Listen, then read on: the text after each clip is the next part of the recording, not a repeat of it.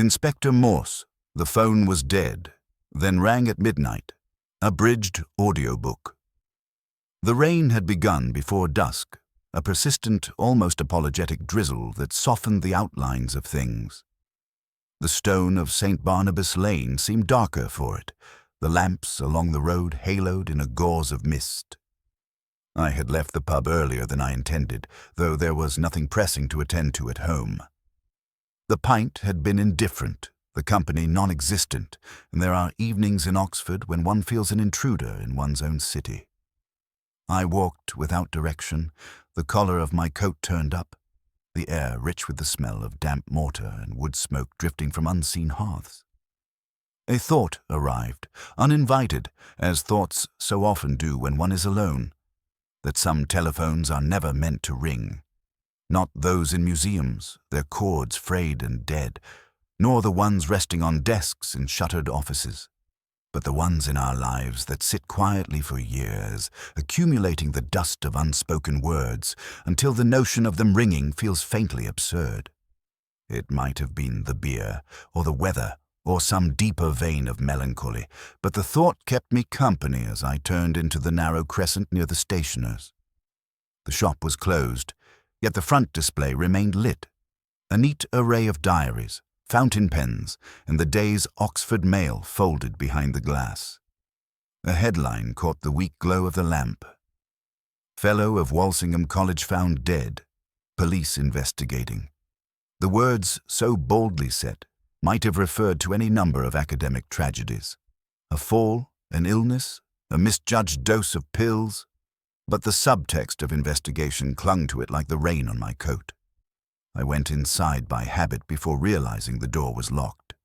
The newsagent, seeing me through the gloom, obliged with a key and a shrug. The paper was damp along one edge. I paid, tucked it under my arm, and did not so much as glance at the smaller print beneath the headline. It would wait. Things worth knowing generally do. The streets were near empty. A cyclist passed me with a faint hiss of tires through water, his head bent low against the rain. At the corner by the church, I paused under the porch. The drizzle had deepened to a steady fall, the gutters murmuring. I lit a cigarette, an indulgence I had sworn off twice already that month, and watched the smoke dissolve into the mist. There are moments when one is acutely aware of absences. The voices that are not calling your name, the footsteps not hurrying to meet you, the letters that have gone unwritten. My flat, when I reached it, was cold, the air heavy with the faint scent of paper and dust that only the unvisited accumulate. I left the coat on the back of the chair and the unopened paper on the desk. The telephone sat in its usual place, half buried under an old crossword book, the receiver slightly askew. It had been dead for a week. Some fault in the line, according to the man from the exchange, though no, one seemed inclined to repair it with urgency. I'd grown used to its silence. I made tea, found it unsatisfactory, poured a measure of whiskey instead. The clock on the mantel nudged past midnight. Somewhere far off, a siren sounded briefly and was gone. I was half reclined in the chair when it happened. One sharp metallic trill, clean and sudden, slicing through the stillness. The sound startled me enough to spill a drop from the glass. I turned toward it, but the phone was silent again. The receiver lay as before, the cord a lazy coil against the table. I lifted it, nothing but the dead hush I had come to expect. For a moment I thought of calling the exchange, then remembered the hour. I replaced the receiver, the metal prongs clicking faintly, and listened to the quiet. Outside, the rain went on falling, steady and unremarkable, as though nothing in the world had changed at all. Walsingham lay apart from the tourists' Oxford, beyond the rattle of buses and the slow pedalling students, pressed against the northern fringe where the streets narrow into silence.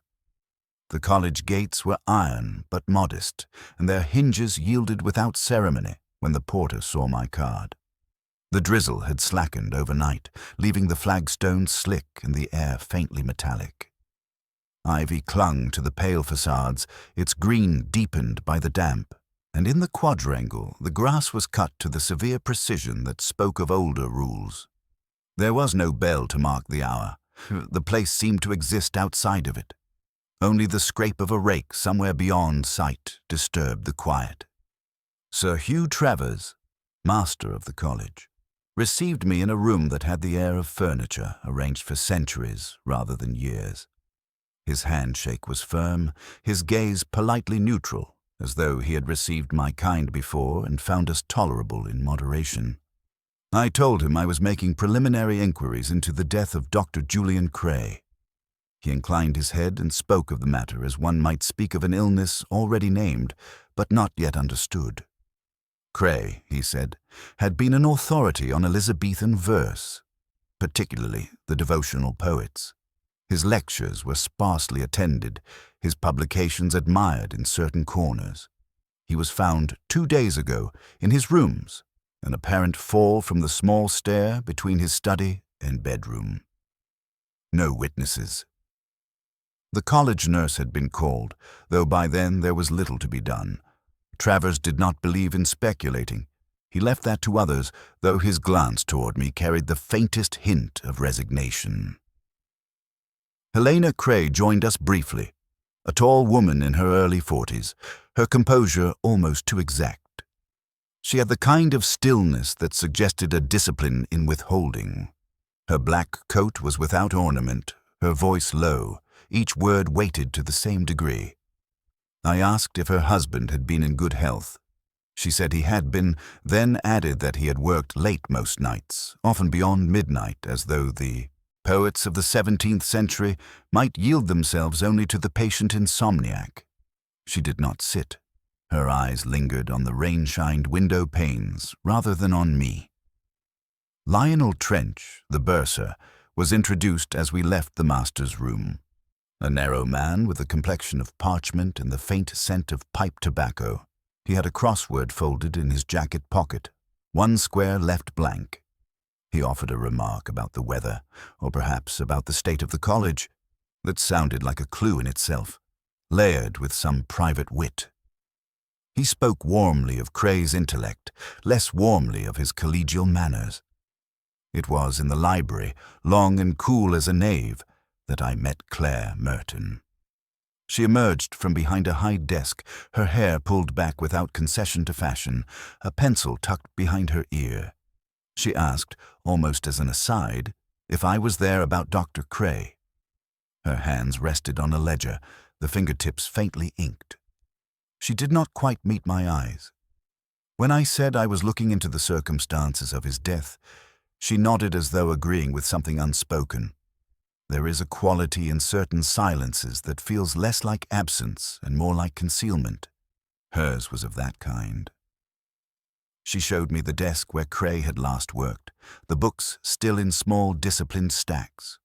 A volume of Dawn lay open, though not at a page I would have chosen for consolation. As I left, the porter mentioned the telephone in the lodge was playing up again.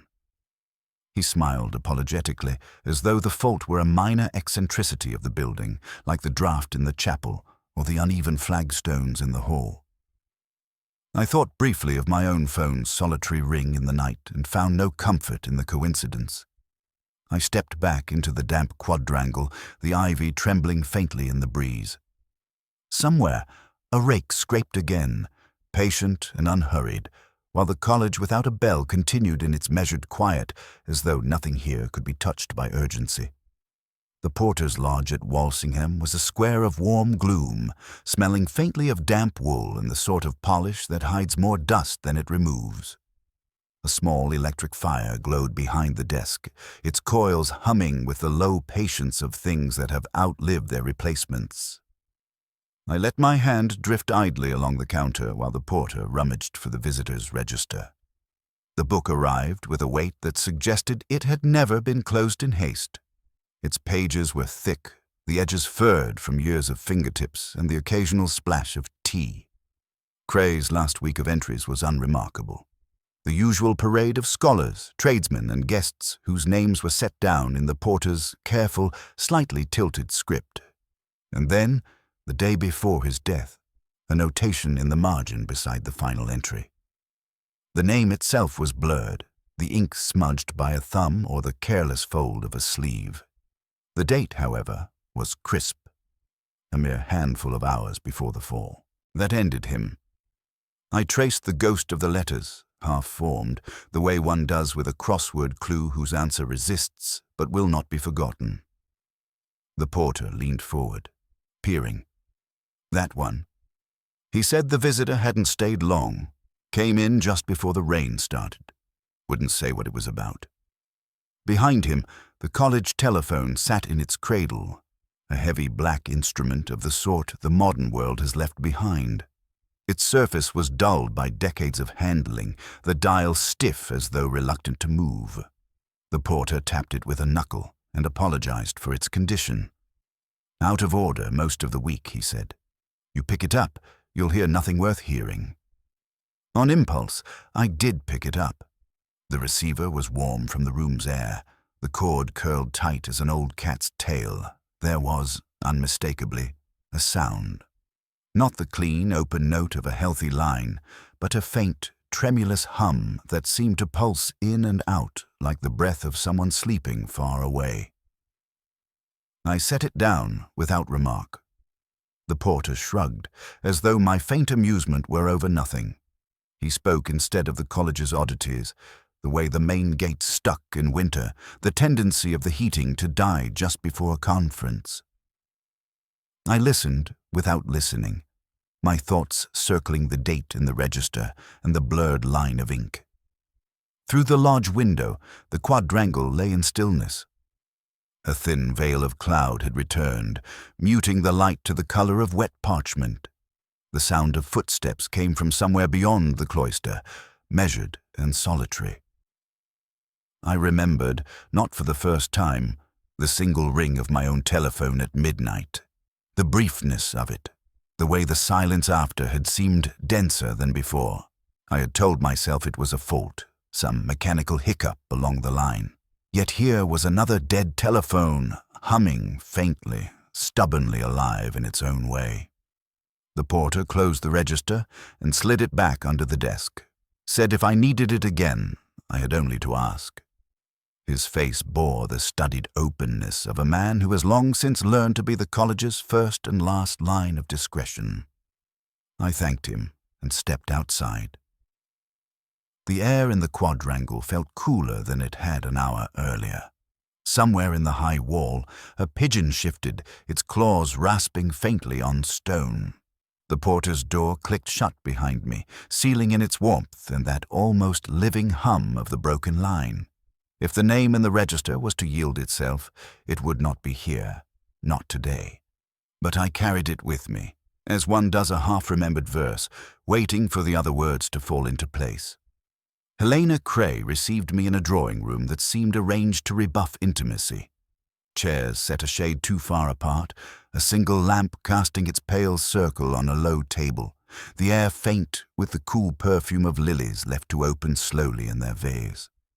She offered tea in a tone that suggested acceptance rather than hospitality. Her account came with the deliberation of someone accustomed to arranging facts in the right order. Julian, she said, had been agitated in recent weeks. An academic quarrel, she used the word with a faint smile, over the provenance of a newly surfaced Elizabethan sonnet. The manuscript, in private hands until lately, was claimed by some to be the work of Drayton. Others saw in it the hand of a lesser poet, and one of dubious repute. Julian had argued forcefully for the latter, which had not pleased certain parties. There had been letters, she went on, not overtly threatening, but written with a kind of academic malice that can make itself felt long after the reading. She did not produce them. She did not, I suspected, intend to. I asked whether her husband had confided any fears for his safety. She paused, the lilies behind her head trembling slightly in the draught, and said only that he was not a man given to fear, though he could be careful. The word hung there, oddly weighted, until she smoothed it away with a sip of tea. It was Lionel Trench who gave the story its apparent solidity. I found him in his narrow office, a fortress of files and dusty ledgers, the crossword still protruding from his jacket pocket. He reached into a drawer without prompting and produced a cutting from the Times literary supplement. The column outlined the debate, naming Julian among the more combative voices. It also hinted at a rift between him and a Professor Willoughby, a man of influence and, according to Trench, not one to forgive an academic slight.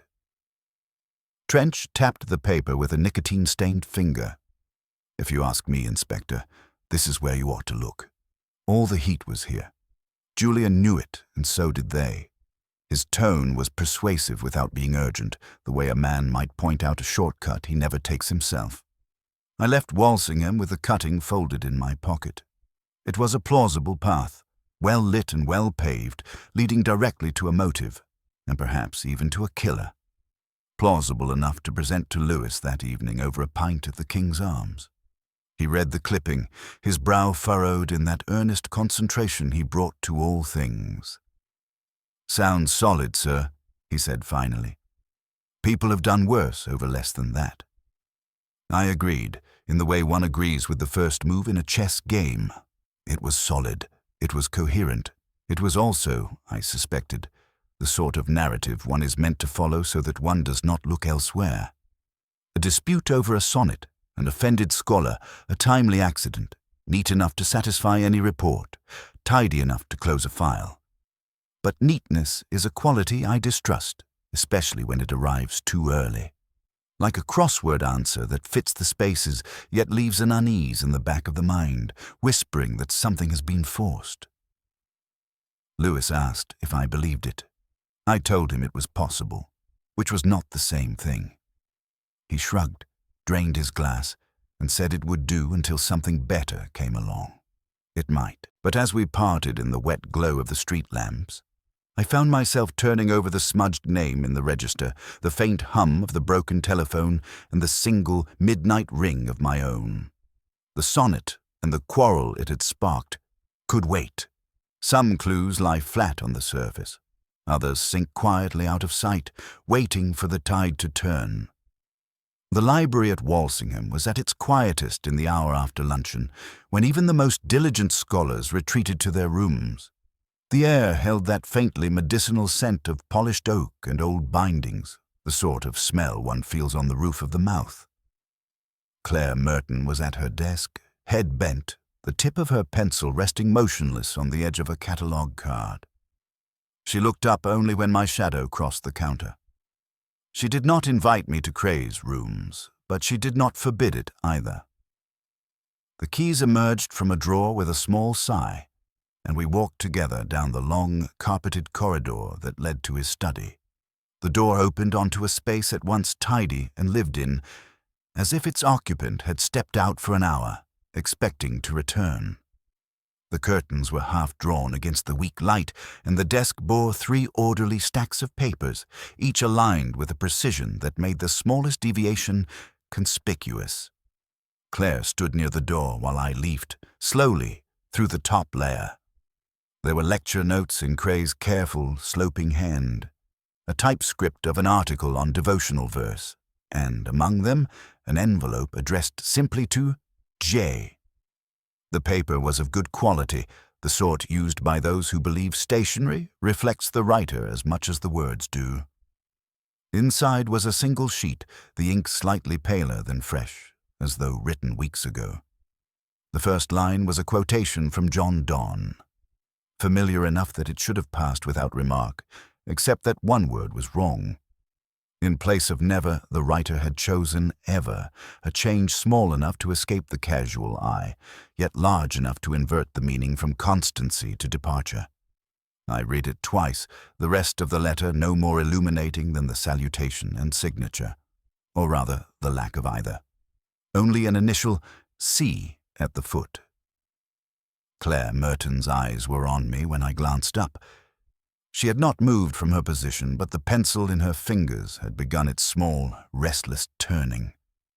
I slipped the page back into its envelope, slid it under the stack from which I had drawn it, and said something about the admirable order in which Cray kept his affairs. She smiled faintly, without warmth, and remarked that he valued precision above all else. In the lower drawer of the desk, a diary lay open at the week of his death. Most entries were brief and in the same fine hand. Lectures, appointments, the occasional laconic note about an article read or a meeting deferred. But the page for the day before his death had been neatly excised, the remaining edge sharp against the stitching. The cut was too clean for accident. I closed the drawer, making no comment. Clare had begun to study the spines of the books nearest her, her gaze sliding over the titles without pausing. It was a gesture I had seen in others, a retreat from an unspoken question. The rain had returned by the time we stepped back into the quadrangle. She handed me the keys without touching my hand, her eyes fixed somewhere beyond my shoulder. I thanked her and said that the letter had been of some interest, though perhaps not in the way she imagined. She did not ask for elaboration. Walking away, I thought again of Don's altered line. A single word, like a single move in a game of chess, can recast the whole board. To change, never to ever, is to turn the steadfast into the valedictory. It could have been a slip of memory, but Cray, I suspected, would have noticed such a slip in anyone else. And C, whether Clare or another, had either trusted him to see the change or wished him to. The missing diary page, the smudged name in the register, the broken telephones, they began to lean toward each other in my mind, faint threads in a pattern not yet visible. For the moment, I let them lie, knowing that patterns will often reveal themselves more willingly when one pretends to have lost interest. It was Lewis who brought me the name, leaning in through the doorway of my office as though half apologetic for disturbing a man in the middle of something more important. "Charles Ellery," he said, and watched my eyebrows lift. The name was not unknown to me. Years earlier, the journals had enjoyed a small scandal. Ellery, a rising historian of the Tudor court, accused of lifting whole passages from obscure monographs and stitching them into his own work with only the faintest cosmetic alterations. The case had unraveled quickly once Cray, of all people, had drawn the threads together. His meticulous scholarship was more than a match for Ellery's cut-and-paste chicanery, and the man's career had dissolved in public view. "Someone saw him near Walsingham on Tuesday," Lewis continued, 2 days before Cray's death, just loitering outside the north gate. The image was vivid enough. Ellery, older and more lined than in his photographs, standing in the damp Oxford light, staring at the ivy-covered walls that had once admitted him. Resentment makes a man patient, even theatrical. "And who saw him?" I asked. Lewis consulted his notebook. "One of the kitchen staff on her way home says she knew him from a lecture he gave years back. He looked thinner, but she was sure." That was enough to grant the idea a foothold in my mind. Revenge is the most straightforward of motives, and its appeal lies in how little explanation it requires. If Ellery had nursed his grievance all these years, perhaps fate had delivered his opportunity. We found him easily enough. He was living in a narrow terrace on the wrong side of the river, where the street lamps leaned, like tired men, and the paint flaked from the sills. Ellery opened the door himself, wearing a cardigan that had given up on its shape, his expression one of wary curiosity. "Inspector," he said, as though testing the word for weight. I told him why we were there. Sir, he did not feign surprise. Instead, he smiled, not warmly, but as a man smiles when a long-expected bill finally arrives. "Yes, I was in Oxford," he admitted. "And no, I didn't see Cray." I thought better of it. His account of that week was brisk, almost rehearsed. He had been teaching an adult education class in Banbury every Thursday evening for the past year, and that night had been no exception. The secretary of the program could confirm it. "So," he added with a flicker of humor, "could the dozen or so retirees who had endured his discourse on the dissolution of the monasteries." Lewis and I drove to Banbury the next day, where the secretary, a precise woman with a memory like a ledger, confirmed not only his presence but his punctual arrival and departure. One student even recalled sharing the train back with him, discussing, of all things, medieval taxation. The neat, vengeful picture began to wobble. Ellery's bitterness toward Cray was undiminished. That much had been plain in his tone. But the logistics were stubborn. If he had killed Cray, he would have had to abandon a paying class mid-sentence, commit the act, and return without drawing notice. Even my fondness for improbable solutions balked at that. Back in Oxford, I told Lewis to keep Ellery's name on the periphery. People with grievances have a way of circling back into relevance. But privately, I felt the thread slipping from my grasp. The sonnet theory, with its whiff of academic intrigue, had at least the virtue of coherence. This new lead only frayed the edges, suggesting a messier weave beneath the surface. If someone was intent on keeping me busy with tidy suspects, they were doing an excellent job. I poured a whiskey that evening and considered my growing collection of incomplete patterns. The smudged register, the misquoted Don, the missing diary page, the conveniently visible Ellery. The pieces were multiplying, but their shapes refused to fit. Somewhere, I thought, there was a corner piece lying just out of sight. The Randolphs' dining room had the air of a place where nothing truly new had happened since 1890. The lighting was soft, the silver polished, and the waiters moved with the practiced discretion of men who had overheard too much and repeated nothing. Helena Cray arrived a fraction late, wrapped in a dark green silk scarf that seemed less an accessory than a piece of armor. Her handshake was cool, her smile measured. I had booked us a table near the window, the better to watch her face without the glare of the chandeliers flattening her expressions. We began with pleasantries. Weather, the relentless intrusion of tourists in summer, the scarcity of decent claret in most Oxford restaurants. I let her steer the opening moves, content to nod at her small observations until the waiter set the wine before us and she accepted her glass with something that looked almost like relief. It was halfway through the second glass that she spoke of her marriage, or what had remained of it. "Living apart together," she said, pronouncing the phrase as if it were an academic category. We had the same address on paper, the same Christmas cards to mutual friends, but she made a vague gesture with her hand, an opening in the air that was never bridged. "No quarrel?" I asked. "No more than usual. But there's a difference between cohabitation and companionship, Inspector." Her voice was cool, but not unfeeling. Lionel and I grew fond of our separate orbits. I let the silence stretch. She filled it as I suspected she would. "There was someone else," she said finally. "For me." She met my eyes, steady now. "He's too careful to leave anything behind. No notes, no gifts, not even a receipt I could tuck into a book. You understand the type?"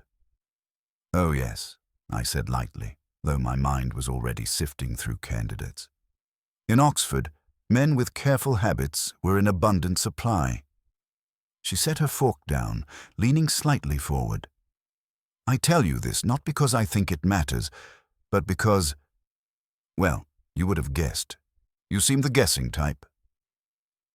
There was something calculated in the admission, enough to keep me interested, not enough to be actionable. The waiter brought the mains, and we let the conversation drift briefly into safer harbors. It was over the last of the wine, her hand absently tracing the stem of the glass, that she delivered the remark, which caught me entirely. "I heard the telephone ring in Lionel's rooms that night," she said, as though commenting on the weather. "When?" "After midnight. Long after." She tilted her head, considering.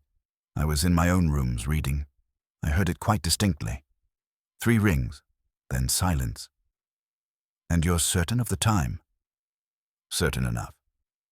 I checked my watch before I went to bed. 1:20. She glanced at me, as if gauging my reaction. "You'll say it's impossible, that he was already dead by then." "That would be my working assumption." Then perhaps your assumption is wrong. There was no challenge in her tone, merely the faint amusement of a woman who knows she has planted a seed. I wanted to press her about the careful man, about her certainty, but the dinner had reached that delicate point where too much eagerness would have her retreating into polite opacity. I let the matter drop, or at least gave the impression I had.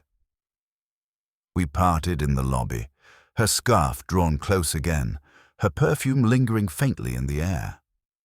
I watched her step into the waiting taxi, her silhouette framed for an instant in the amber light before the door closed.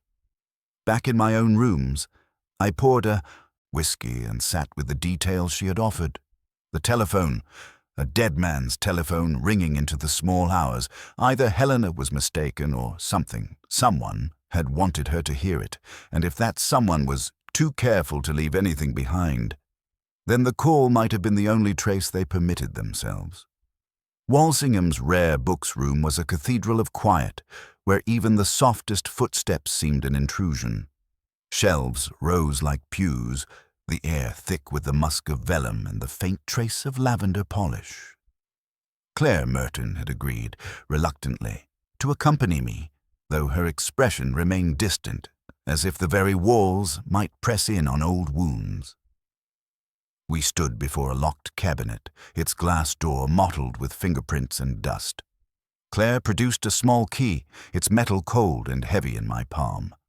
The cabinet yielded a selection of volumes, all carefully preserved, all bearing the faded beauty of time. One book drew my attention immediately, a worn copy of Donne's collected poems, its spine cracked and softened by decades of handling. On the flyleaf was an inscription, written in a script faded almost to invisibility.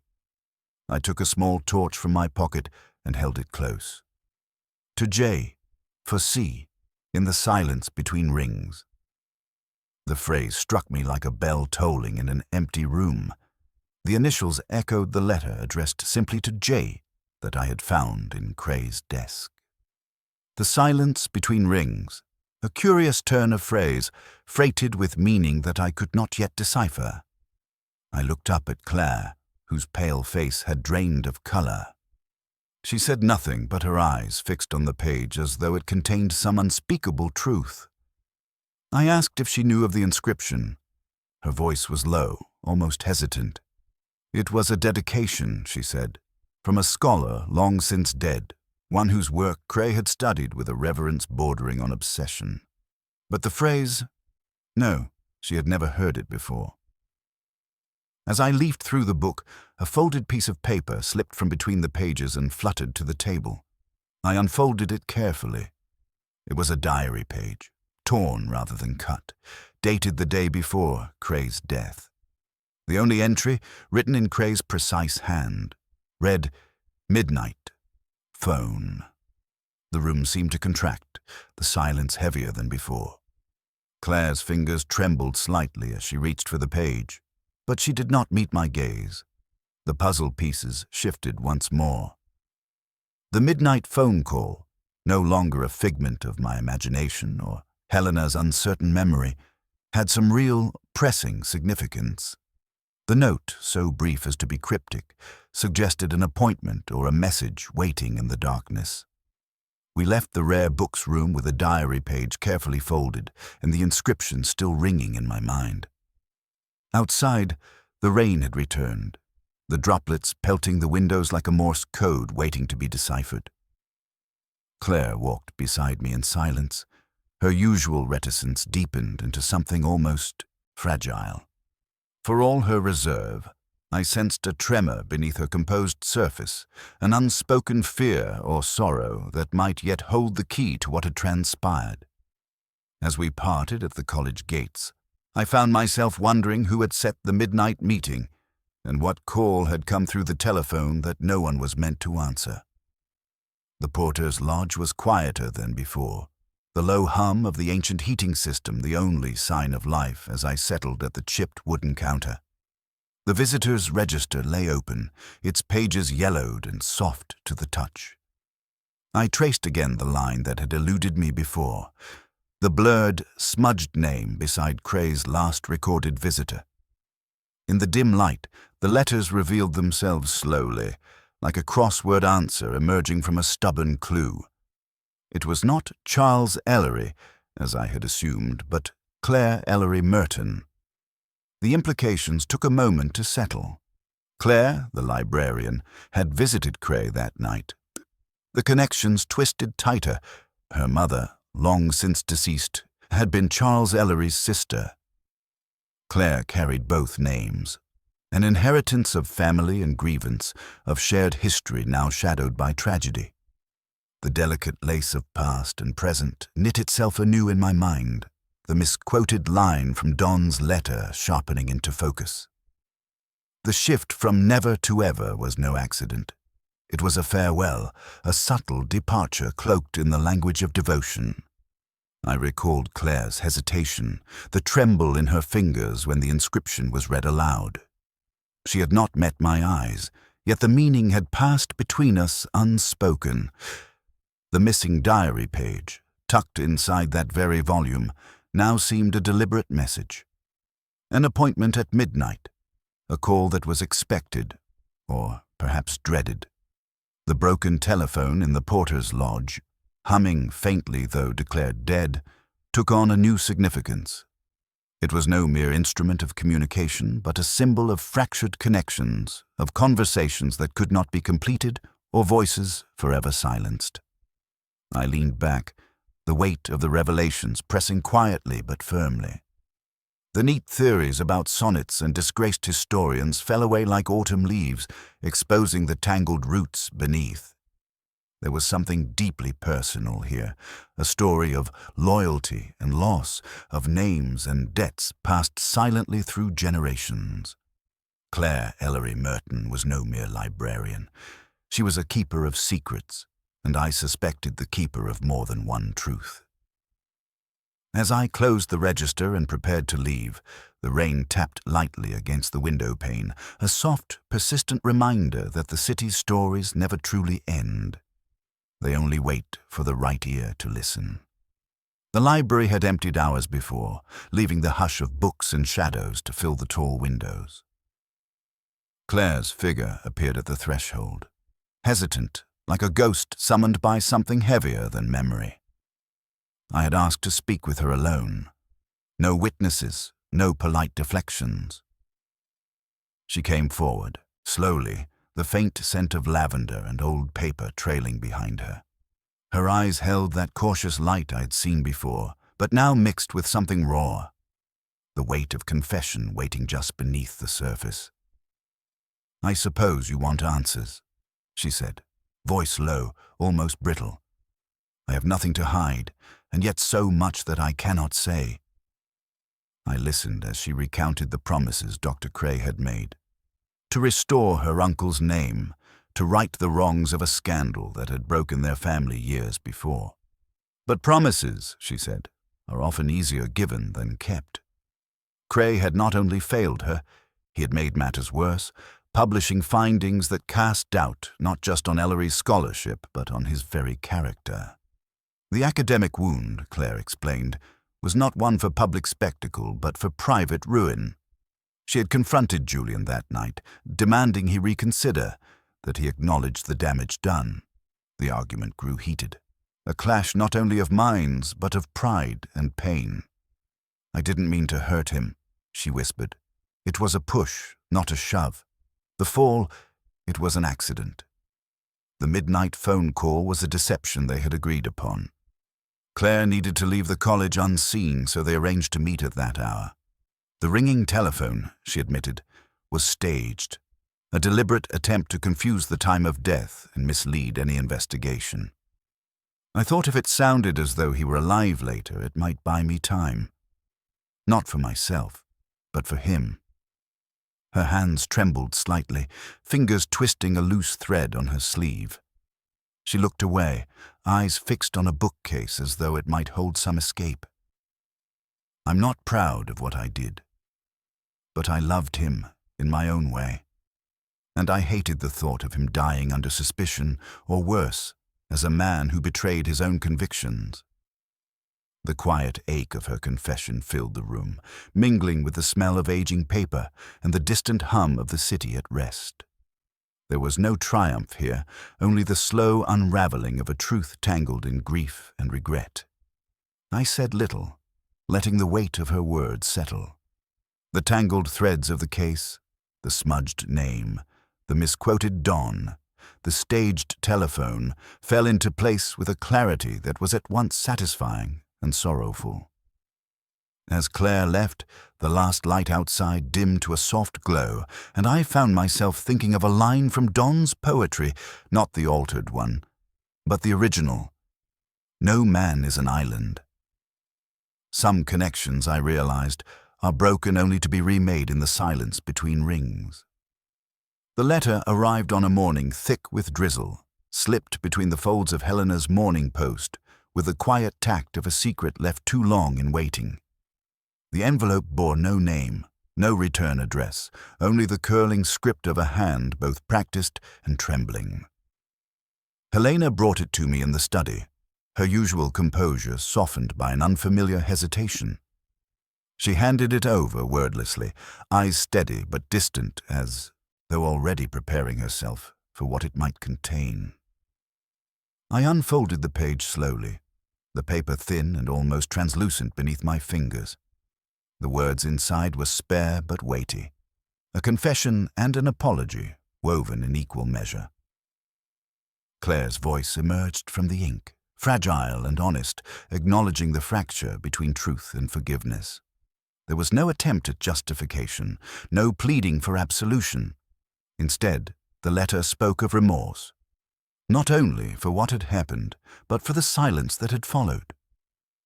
Clare admitted to the staging of the phone call, the accident, and the desperate hope that her actions might shield those she cared for from further pain. I read the letter twice, each line settling like a small stone in the quiet chamber of thought. It was a document both personal and profound, a testament to the complexities of guilt and the human heart. Helena watched me, waiting, and when I finally folded the letter back into its envelope, I did so without a word. I handed it back to her, an unspoken understanding passing between us. Later, I saw the letter burn. The flames consumed the thin page with an elegant finality, the curling edges blackening before turning to ash. Helena did not flinch. If anything, the act seemed a necessary severance, a letting go of the weight that had shadowed her steps since the tragedy. The case, in the eyes of the law, was closed. An accidental death, complicated by grief and guilt, but no more. Yet the truth, as always, was less certain, a shifting thing that settled into the shadows between facts.